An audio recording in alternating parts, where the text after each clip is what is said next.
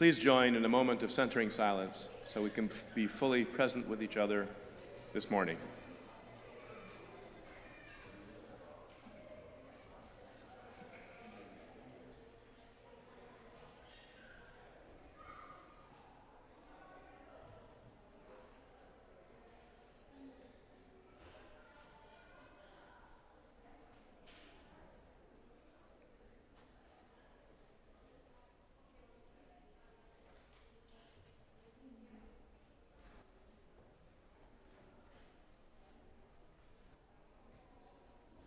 And now let's get musically present with each other by turning to the words for our ingathering hymn, which you'll find inside your order of service.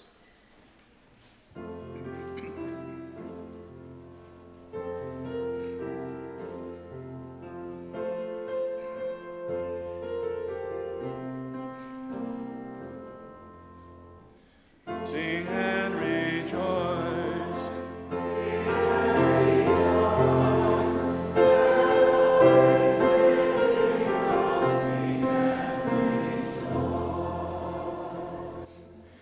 And with that musical introduction, I'll say good morning and welcome to another Sunday here at First Unitarian Society, where independent thinkers gather in a safe, nurturing environment to explore issues of social, spiritual, and ethical significance as we try to make a difference in this world.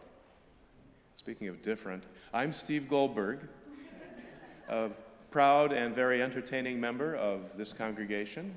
And I'd like to extend a special welcome, first of all, to those of you watching or listening at home. You look great today. And to any guests, visitors, and newcomers. A special welcome to our guest speaker today, from whom you will hear in a little while. But if this is your first visit to First Unitarian Society, you'll find that it's a special place. And we offer a guided tour today after the service. Just gather over here by the windows, and we'll take care of you. Speaking of taking care of each other, this is the perfect time to silence those pesky electronic devices that you simply will not need during the service. And that goes for those of you watching at home, because we can hear your ringtones. If you are accompanied today by a youngster, and you think that youngster might prefer to enjoy the service from a more private space, we offer a couple alternatives for you. One is our child haven in the back corner of the auditorium. And we also have some comfortable seating outside the doorway in the Commons. As is the case every Sunday, our service is brought to us by a wonderful group of people whom we have labeled volunteers. We want to thank them and announce their names. And as you listen to their names being melodiously announced from this microphone, remember that if you volunteer, your name will be announced as well someday.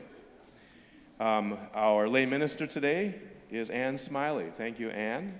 Special thanks to Elizabeth Barrett for greeting us upstairs. Elizabeth Barrett. Our ushers today to handle this large, unruly crowd: Patricia Becker, Wally Brinkman, and Doug Hill. Our hospitality is hosted today by Jean Hills and Allison Brooks. Make sure you thank them as you're enjoying coffee and tea after the service. And speaking of after the service, if you're interested in a tour, your tour guide will be Rose Detmer. The only other announcement is that in 61 days, we've got Cabaret planned, 2 months from today on April 22nd. Wait for more news and details later. It's sure to be coming pretty soon. Meanwhile, speaking of coming pretty soon, sit back or lean forward to enjoy today's service. I heard the 9 o'clock, and you are in for a real treat.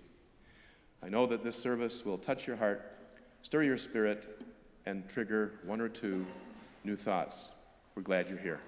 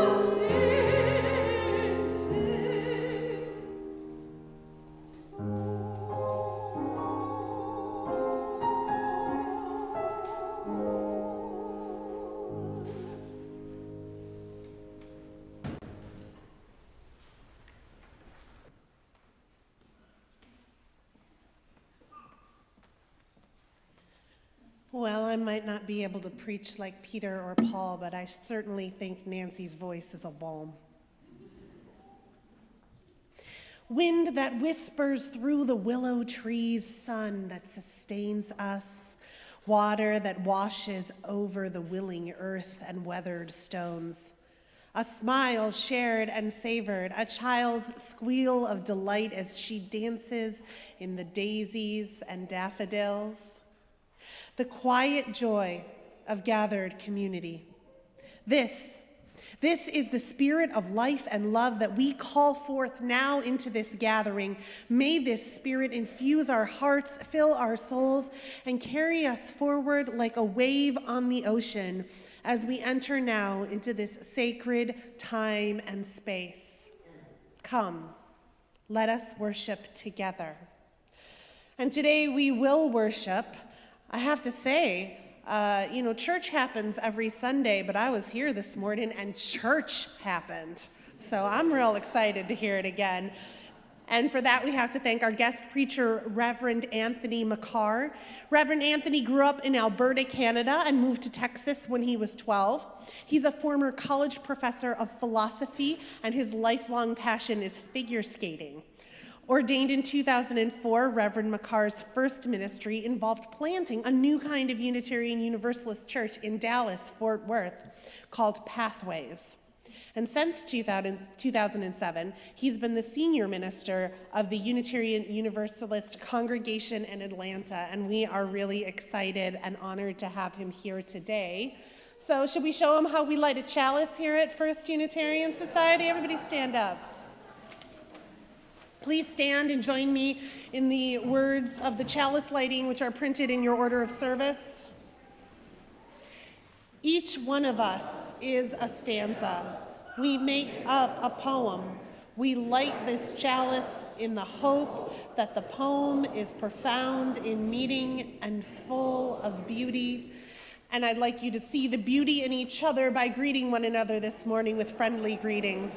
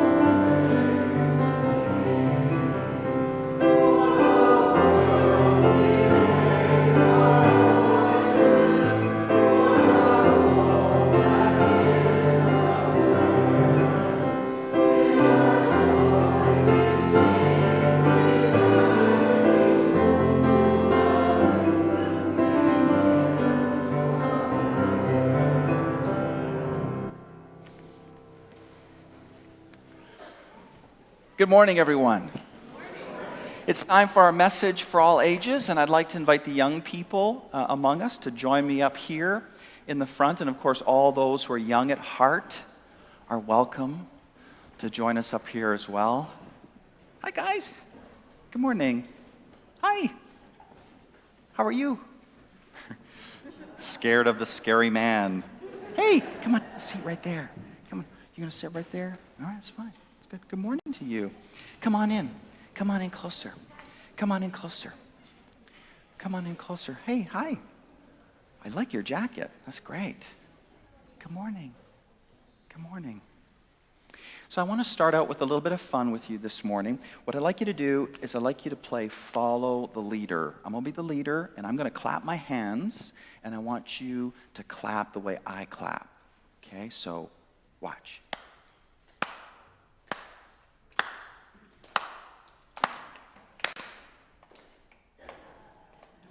Okay, got to follow the leader. So here we go again. Ready? Watch me get faster. Faster, faster, faster, faster, faster. Yeah, good job, guys. You're following. So here's what I want to do with us today. What is this? What do you think this is? It's an envelope. And what do you think can be in envelopes? It's some mail, right? And what's in envelopes or mail? What do you find sometimes?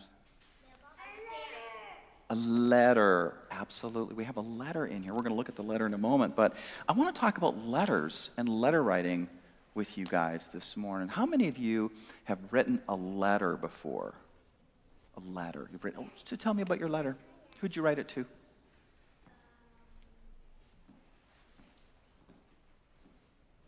Something come to mind? To people. She's saying to people. Lots of people. Have you written a letter before? Yeah. You've never typewritten? Have you written one with your hand? Huh? Tell me about your letter. Who was it to? Just tell me about one. You wrote one to your friend Bryn. And what did you say? Do you remember?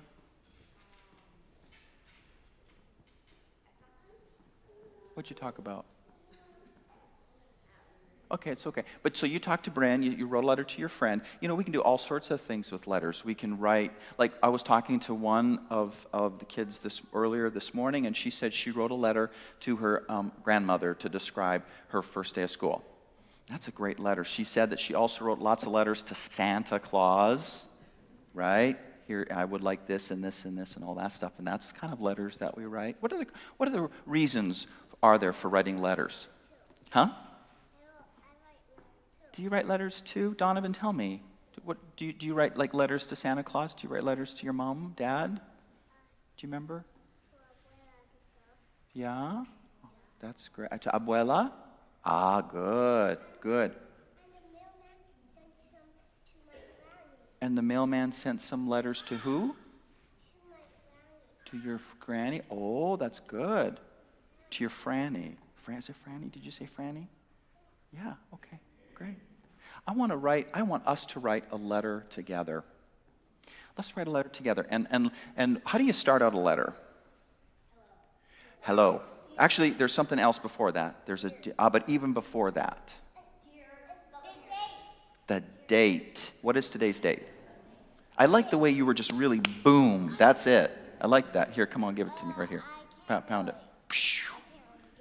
You can't give the date. Does anybody know what the date is today? What's the date?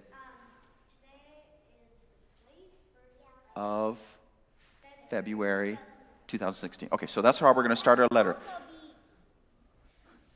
That would also be What? 2/21/16.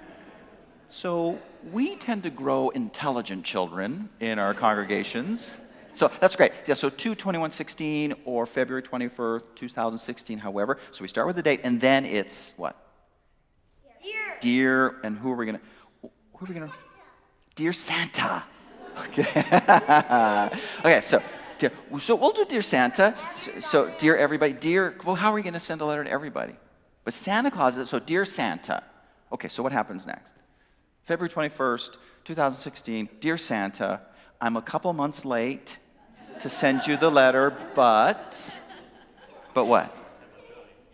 Or 10 months early, but, yeah, that's right. So I have an issue with planning, but that's beside the point. So what happens next? What happens next? What do you say next? What'd you say next to Santa Claus? You're writing a letter to Santa Claus. I want a something. That's very flexible. That's like, And then, okay, and so I want this, and you're thinking about that, and okay, let's close up the letter. How do we close up letters? What do we say? Sincerely. And then your name, right? Okay, so I have a letter that I wrote to you guys. And I would like someone to open it up, and then I'll read it to you. So I want to give it to someone who hasn't said anything. You are the one who came up with the great idea to write Santa Claus. Will you open that up for me?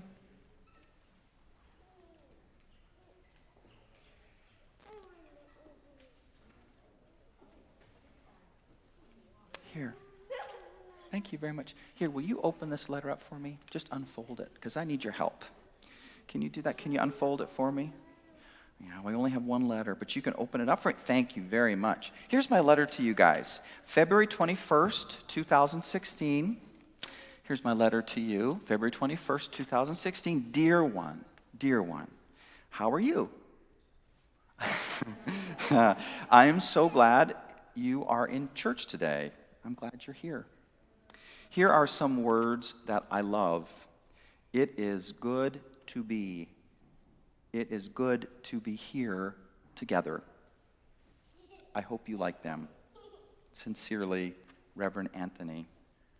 I hope you do like those words. And I'd like to suggest something to you when you go out from this space and you go out into your week. I'd like to suggest to you that you think about writing a letter to someone that you know. Get yourself an envelope, get yourself a piece of paper, and write a letter to maybe your mom or your dad or your abuelo or your sisters or a teacher or your granny. Just a letter to someone and tell them something. Or your friends, and you tell them a story about tell them a story about what happened at school, or tell them about something that you really like about them or your grandpa. So that's what I'd like to suggest to you guys for this week when you go out. Let's sing you guys out. Thanks for coming up, guys. Thanks for coming up. So let's sing these wonderful kids out to their classes. Let's do that now. Bye, guys. Good to see you. Bye. I know. See you.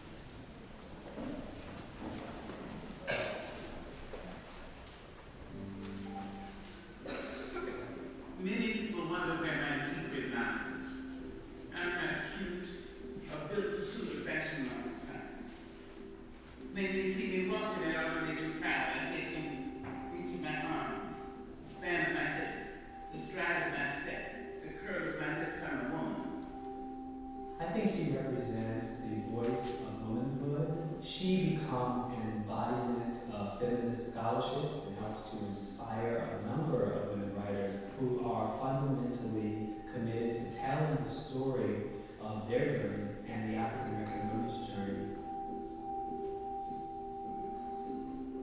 I learned that she passed, and I was saddened by the news, but also saw this as an opportunity to really celebrate her life. In 2010, the Schomburg Center purchases Maya Angelou's collection. There is correspondence between her and several famous people. It includes original manuscripts and typescripts of many of her published work. We're looking at the handwritten manuscript of I Know Why the Caged Bird Sings. This was the book that put her on the map in 1969. This is as close as you get to seeing her literary process unfold in real time. So this is a signed copy of Maya Angelou's inauguration poem, On the Pulse of Morning. This is most likely the poem in the work that she is most known for. A rock, a river, a tree, hosts to species long since departed. Mark the mastodon, the dinosaur, who left dry tokens of their sojourn here on our planet's floor. She really uses poetic metaphor to talk about the strength of this nation, the ability to learn from its mistakes, to grow out of struggle in order to set a steady course forward to a bigger and brighter future. Here, on the pulse of this new day, you may have the grace to look up and out, and into your sister's eye, and into your brother's face, your country, and say simply, very simply, with hope, good morning.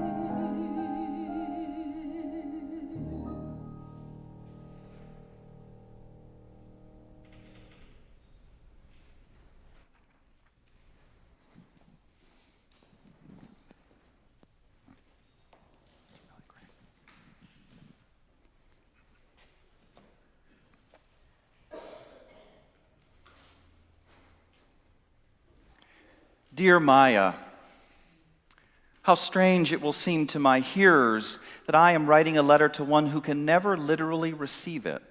You died almost 2 years ago, and yet you seem very much alive to me. Once you said, "We delight in the beauty of the butterfly, but rarely admit the changes it has gone through to achieve that beauty." Of course, that might be true of others, but not of you. You've always been frank about your changes across a span of almost 90 years, and I have loved reading about them, so powerful and poignant. How deeply and frequently you have moved me to laughter and to tears. I do believe your spirit lives on. I do believe that the death of anyone's body is best compared to a fatally damaged TV set, which can no longer transmit the vital sign anymore, even though the vital sign is still around and in the air. Others in my beloved community will see things differently. But one thing we can all agree on is how the influence of your 7 autobiographies and books of essays and poetry and plays and movies and television shows, in addition to everything else, has been nothing less than part of the world's endless creation. Your immortality is at the very least in your influence, and that is no small thing. It goes on and on like starshine. It has reached straight into my heart in ways small and large. And here's one of those small ways. In your amazing book, I Know Why the Caged Bird Sings, you remember the Reverend Howard Thomas, who was the presiding church elder over an area of Arkansas, which included the town that you grew up in, Stamps.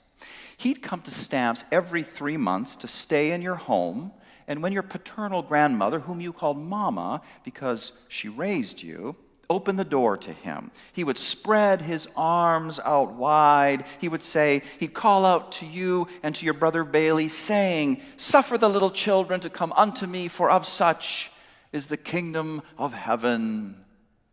He wanted a hug, but you thought he was ugly and fat, and that he laughed like a hog with the colic. You thought his arms were awful. You didn't want a hug, but your mama made you.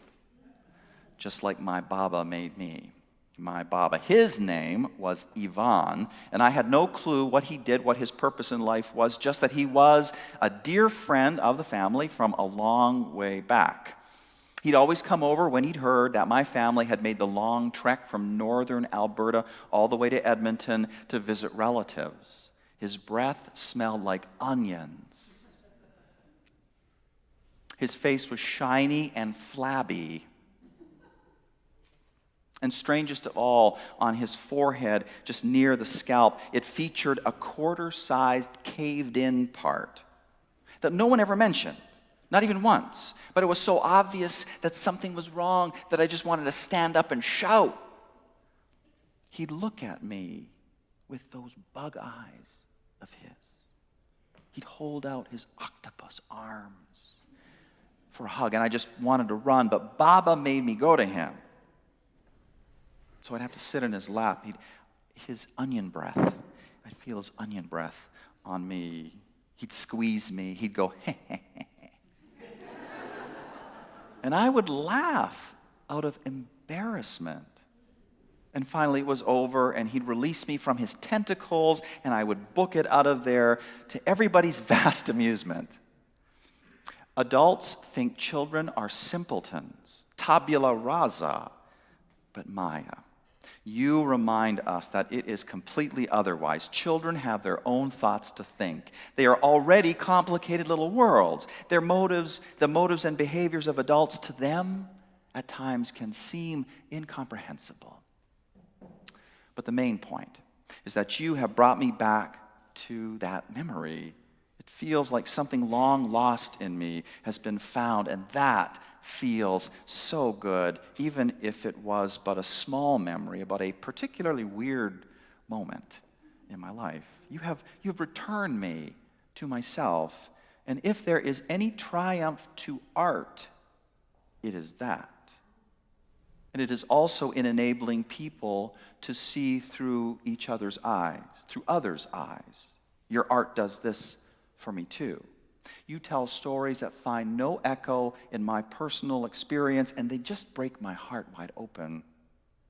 Many of these stories are about the harshness of Southern life and the experience of blackness from the inside, and as told from the inside. And you were one of the first to ever share like this. Another day was over, you said. In the dark, soft day, in the soft dark, the cotton truck slipped the pickers out and roared out of the yard with a sound like a giant's fart. The workers, they stepped around in circles for a few seconds as if they found themselves unexpectedly in an unfamiliar place. Their minds sagged. In my mama's merchandise store, the men's faces were the most painful to watch, but I seemed to have no choice. When they tried to smile to carry off their tiredness as if it was nothing, the body told a different story. Their shoulders drooped even as they laughed, and when they put their hands on their hips in a show of jauntiness, the palms slipped the thighs as if the pants were waxed. The women's feet had swollen the discarded men's shoes they wore, and they washed their arms at the well to dislodge dirt and splinters that had accrued to them as a part of the day's pickings. I thought them all hateful to have allowed themselves to be worked like oxen, and even more shameful to try to pretend that things were not as bad as they really were. Maya, you tell this story. And then you tell another how your mama, on pain of punishment, had taught you and your brother Bailey to be impeccable in the way you addressed your elders and your betters. Show respect. Don't bring shame onto your family. But as for what you have called po-white trash, they'd call your mama by her first name, despite the fact that she owned the very land that they lived on. If there was any justice in the world, you say in I Know Why the Caged Bird sing, God should strike them dumb at once. But God never did. God just watched when one time a group of these po-white trash girls came to your front door, and your strong, proud mama, she was there, and they surrounded her with mocking laughter, and they stuck tongues out at her, and they crossed their eyes at her, and all your mama did was hum. She hummed church hymns. She never even looked at those girls. She just kept humming tunes to Jesus. You were watching all of this from inside the house, and you say, I wanted to throw a handful of black pepper in their faces. I wanted to throw lye on them, to scream that they were dirty, scummy peckerwoods. But I knew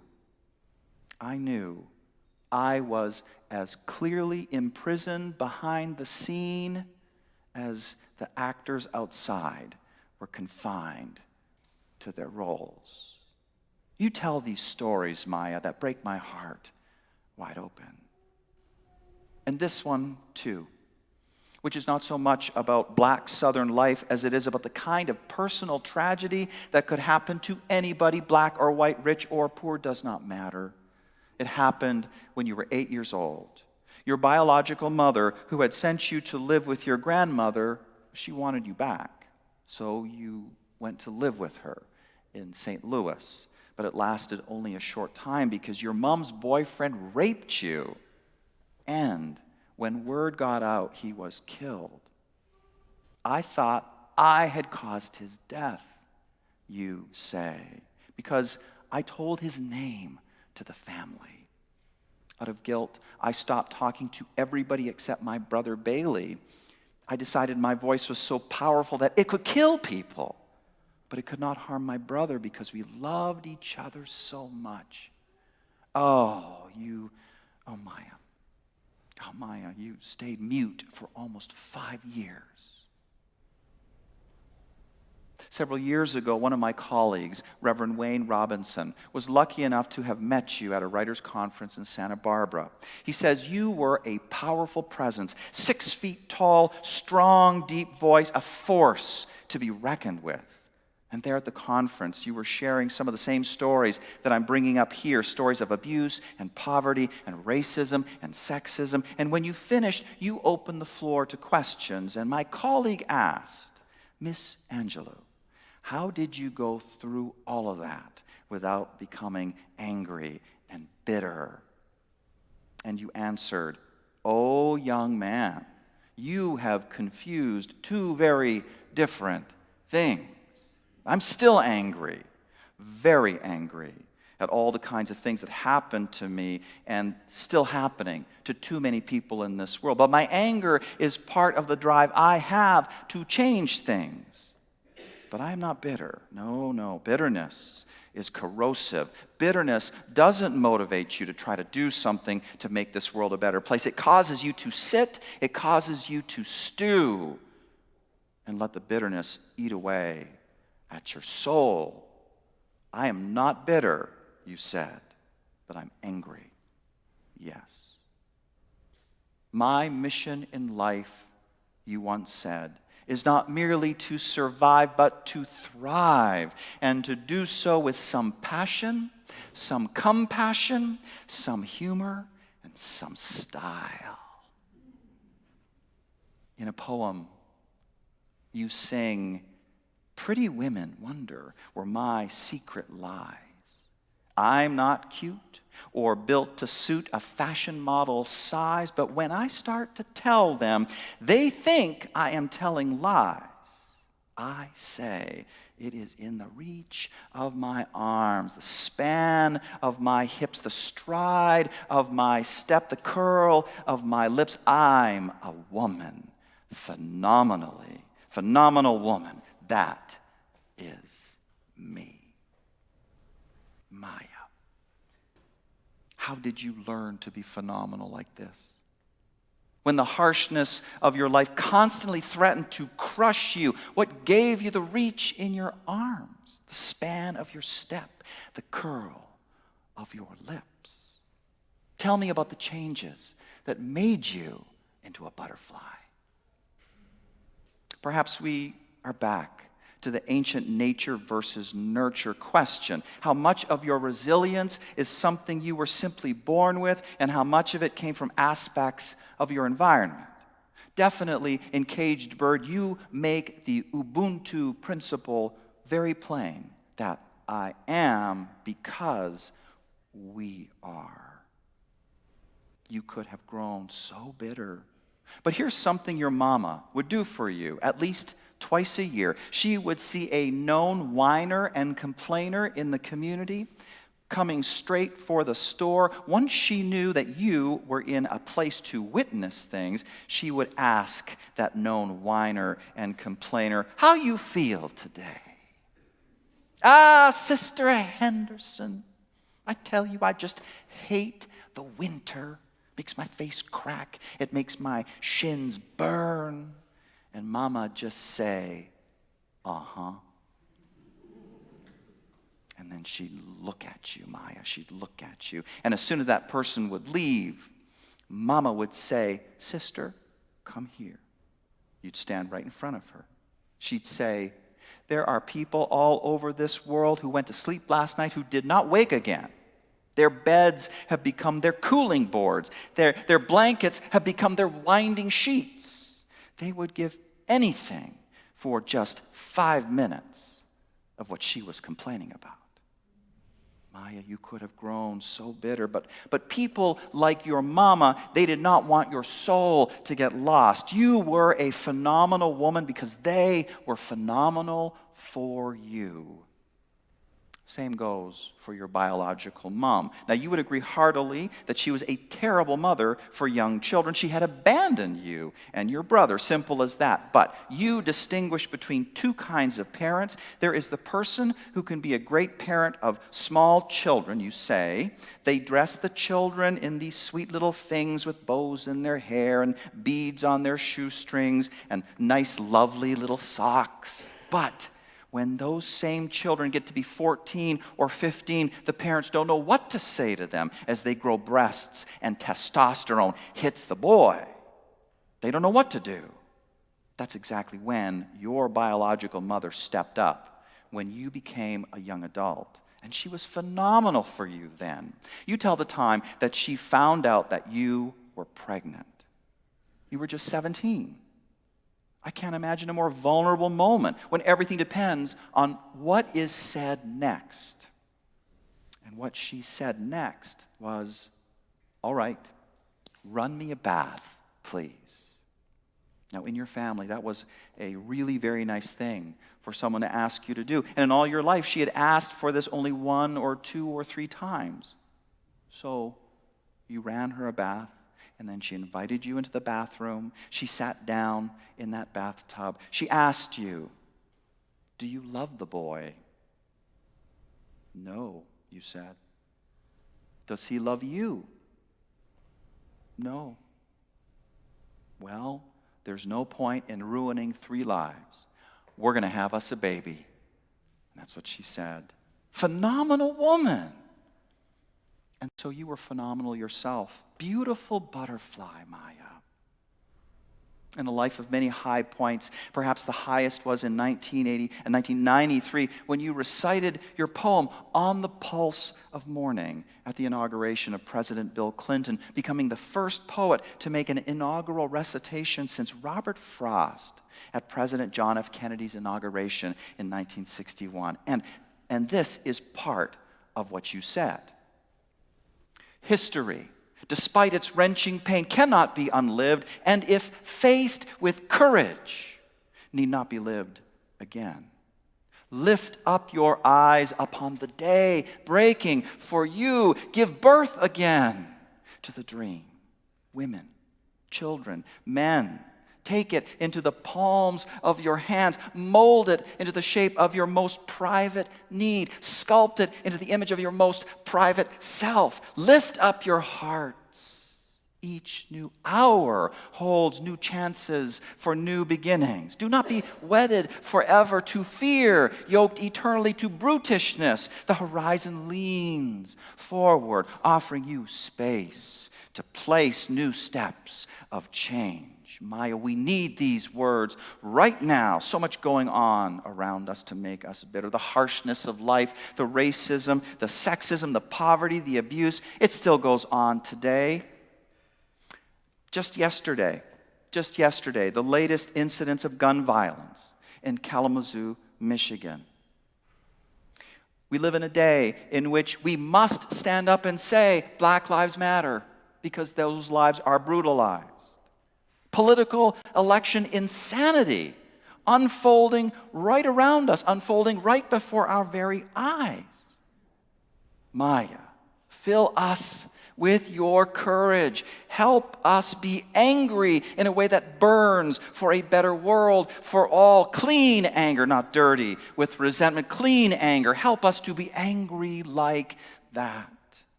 Lift up our eyes upon the day breaking for us. Give birth again to the dream. History, despite its wrenching pain, cannot be unlived. And if faced with courage, need not be lived again. Let our Unitarian Universalist mission in life be yours, Maya. Not merely to survive, but to thrive. And to do so with some passion, some compassion, some humor, and some style. For myself, I know that I cannot be a phenomenal woman, but let me be a phenomenal man.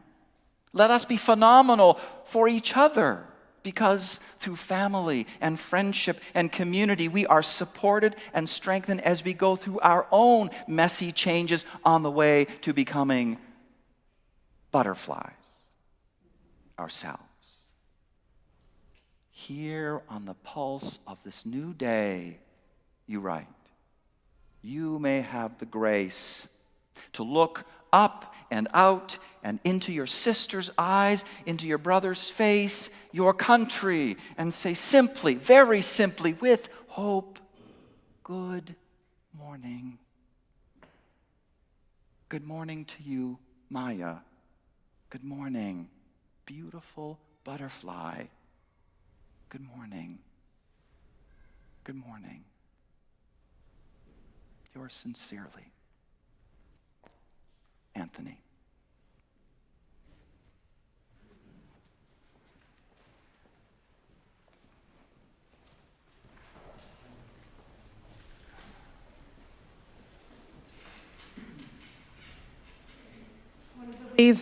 One of the ways that we try to become phenomenal for each other is that we give of our time and treasure, and we share our plate today with the LaCere Center, which is on the west side of Madison. It's a facility that is green and welcoming, where people come together to learn and grow. So please give generously as you are able. I just wanted you to know before I sing that there is a way that we can frame these songs that I've been singing from the time of slavery.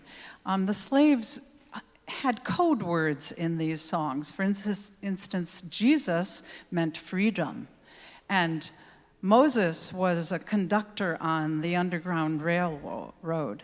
And in my last song, you'll hear about the wicked, and the wicked were the plantation owners and those who kept Black people in slavery. So I just wanted you to have that frame of reference.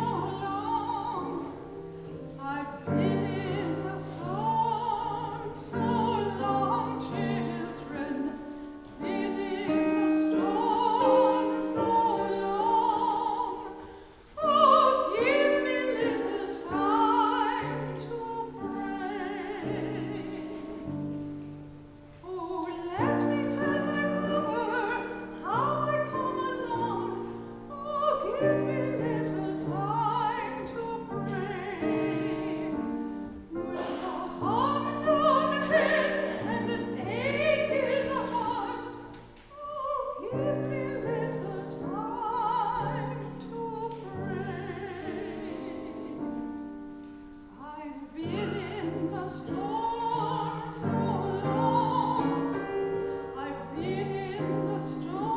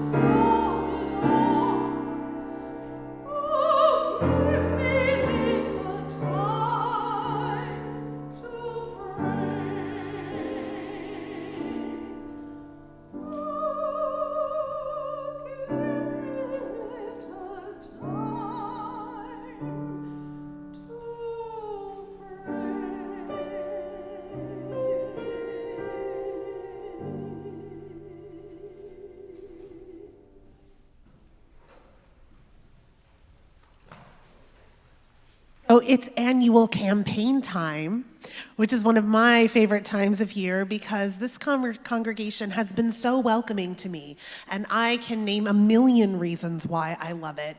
And now I get to hear your reasons why you love it and you think it's worth sustaining and giving your time and treasure. And the handsome man behind me is Kurt Stagey, and he's going to tell you why he agrees with what I just said. I did not ask her to say that, just so you know. As they say in Australia, good day. I am Kurt Stagey. Last October, Michael Schuler called me and asked that I serve as the interim church business administrator. That was Andy's position formerly. Asked that I serve in that interim capacity while FUS conducted a search to fill the position on a permanent basis. Michael justified his request in part by referencing the relatively broad knowledge that I had gained in various volunteer capacities since my wife and I joined here in 1981. I am currently a teacher of the Babylonian class, 4th and 5th graders, and am on the board of directors for the foundation. And was on the building committee during the addition, and I've done a lot of other stuff too, but let's not go into that. So Michael asked me, now, it's not easy to say no to your minister. And having been retired for a couple of years, and me as a humanist, trying to avoid divine retribution, I said yes. Well, my 35 years of experience here as a member, volunteer, and financial contributor, they were helpful. But once I started on the job, it immediately became apparent to me that the scope of FUS was way more extensive than I had recognized. What I thought I had known turned out to be really just the tip of the iceberg. First, I concluded that the FUS campus is more extensive and a lot more active than I'd realized. Something like 800 events during the course of the year. All kinds of programs and interrelationships with lots of other organizations and suppliers of goods. This is a complex place, and it's a complex organization. Secondly, I was struck by how those of us sitting in this auditorium on Sunday can be unaware of how much work is going on by staff behind the scenes. We have very dedicated employees here. You might call them phenomenal. These are people who really care about our mission. They're absolutely necessary to keep this building, member services, and our programs all operating. Coordinating all the components of FUS is much more complicated and much more extensive than I'd realized. But we really don't see many of the staff unless we look around consciously or really think about it. Now, I found it to be a real privilege to work here and a great experience. It made me even more proud of what we do here and of those who do it. Early in January, my employment here ended, and I'm very pleased that Monica Nolan is now in the capacity of church business administrator, and I'm back in that retired status. But I learned a lot during my brief stint here. My message today, in case it's not obvious, I hadn't understood what goes on here day to day when just sitting in the position of those chairs out there. I hadn't realized about the dedicated staff, and I hadn't realized how many of our staff work outside of our field division, keeping it all together. So when you think of FUS, and certainly when you make your pledge this year, remember that you are only seeing the tip of the iceberg. Just for your information, there are easier ways than working here for a couple months to get a good idea or a better idea of what goes on here. Check out the website, bookmark it. There's a photo on the first page, and above it and a little to the right, you'll see site map. It happens to be just to the left of donate to FUS. Spend a little time and explore that site. It really does give you a helpful and quick perspective. So I think you'll find it will be easy, and you'll be impressed with a lot of what you had not realized previously. Enjoy that exploration. I hope you gain a fuller appreciation for each one of the staff here and for everything that goes on behind the scenes or is part of the iceberg or the part of the iceberg that is under the waterline. Thank you. Be good.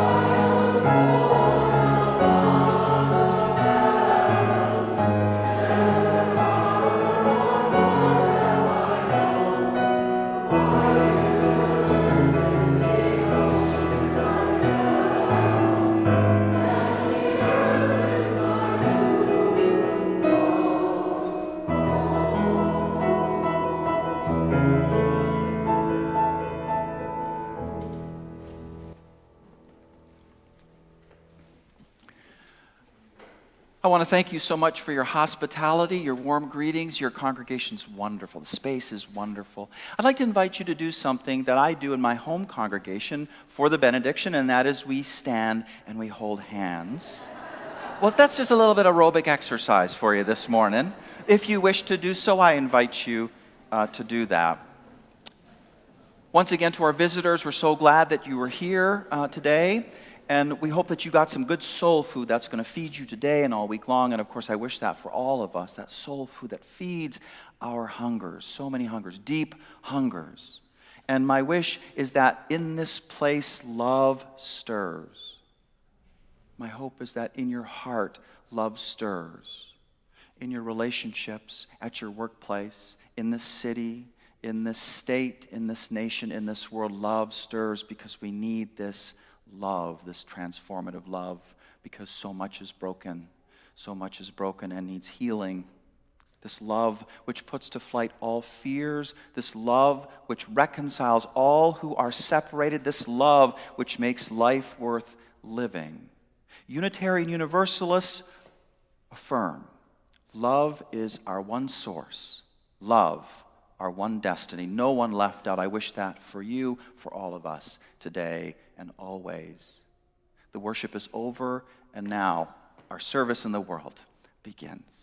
And now let's listen to our prelude. Yeah, please be seated.